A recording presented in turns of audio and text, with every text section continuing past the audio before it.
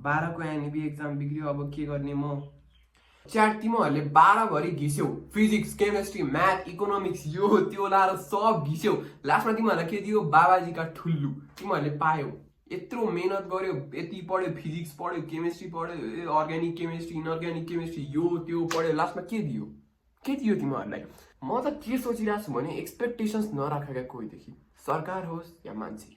Education मिनिस्टरले एउटा इन्स्टाग्राममा post हालेको थियो क्या, प्रष्ट कट्टर नेपालीमा क्या, हामीले पहिला जसरी गरेको थियो त्यसरी नै गरेको हो, केही चेन्ज आएको छैन यो मार्क्समा भनेर। त्यो प्रष्ट नेपालीमा भन्यो, तर एक्ज्याक्टली भन्न खोजेको भनेको गानमा लाओ तुम लोग, तिमीहरूको मार्क्स गयो, तिमीहरूको यति नै मार्क्स हो, अब गानमा लाओ तिमीहरू भन्न खोजेको थियो। न्यू सरकार, हाम्रो जेनजीको सरकार, हाम्रो जेनजीको सरकार, we will support our Gen Z सरकार। हाम्रो जेनजी सरकारले परिवर्तन ल्याउँछ, ल्यायो परिवर्तन त मार्क्समा। यसमा सरकारको केही दोष छैन, गल्ती त तिमीहरूकै हो, तिमीहरूले पढेनौ रे। So bro, you are not even getting the point क्या, तिमीले पोइन्टै बुझेको छैनौ। गल्ती सरकारको, गल्ती हाम्रोको कुरै छैन यहाँ। मेहनत गर्यो मान्छेहरूले, 12 का मान्छेहरूले मेहनत गर्यो, तिनीहरूले एक्जाम दियो, मार्क्स आएन, मार्क्स चाहिए आएन क्या।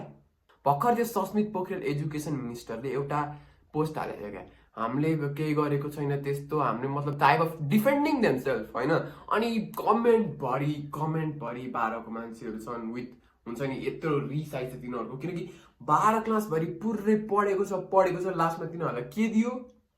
केरा।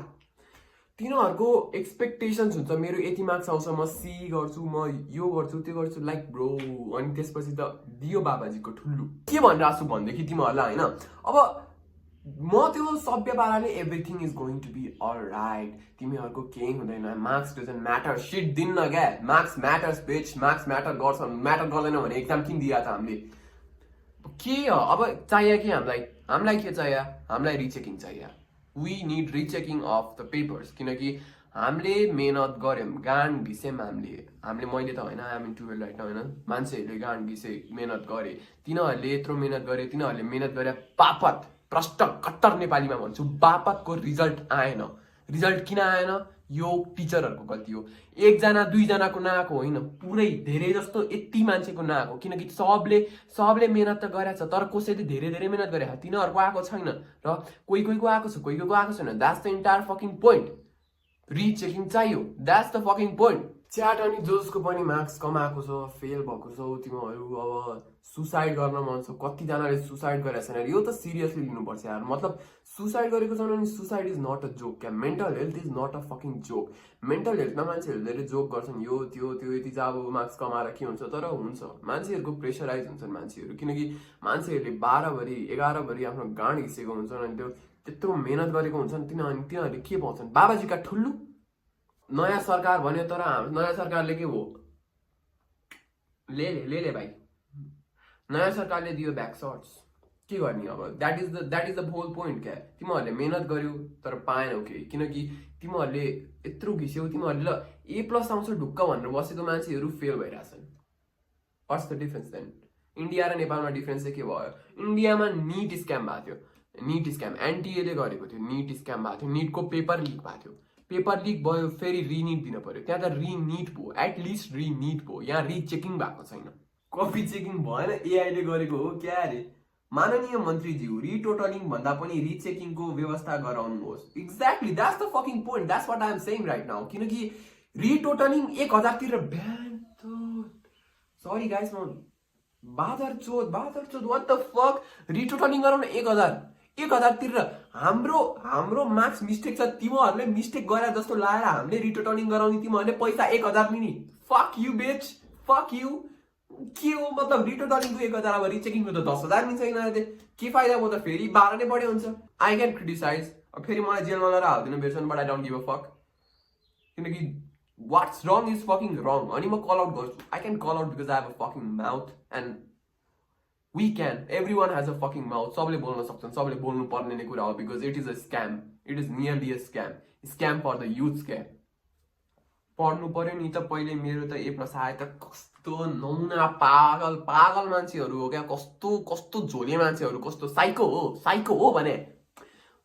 मार्क्स नलेखेको त मान्छेको मार्क्स आएको छैन, फेल भएको छ कति नलेखेको मान्छेहरू, तिनीहरूले पढेनन् फेल भए, द्याट्स द पोइन्ट। तर अरू मान्छेहरूले पढेका थिए, पढेर तिनीहरूले मेहनत गरेर लेखेको अनि मार्क्स आएन क्या, that's the fucking point bitch. Sense बन्दैन क्या तिमीहरूको कुराको। मतलब तिमीहरूको A+ आयो भन्नेमा, अरूको A+ आएन भन्नेमा तिमीहरूले हामीले पढाए अरूले पढाएन ब्रो तिमीहरूले देखाएको छ कसले पढाएको छ कसले पढाएन।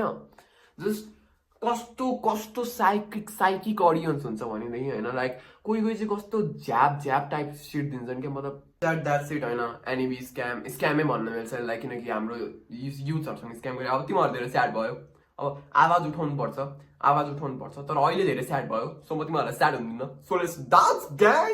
अब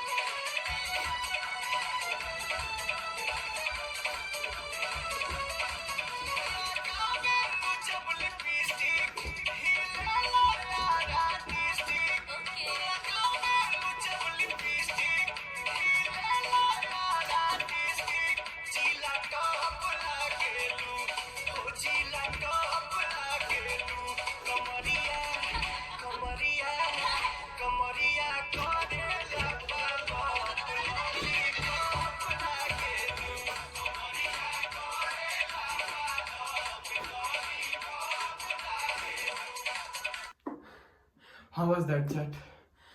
That was good. That was good. Cause थाके यार ग्याङ, कसम that was good है। तर chat 10 out of कति, 10 out of कति, कमेन्ट 10 out of कति।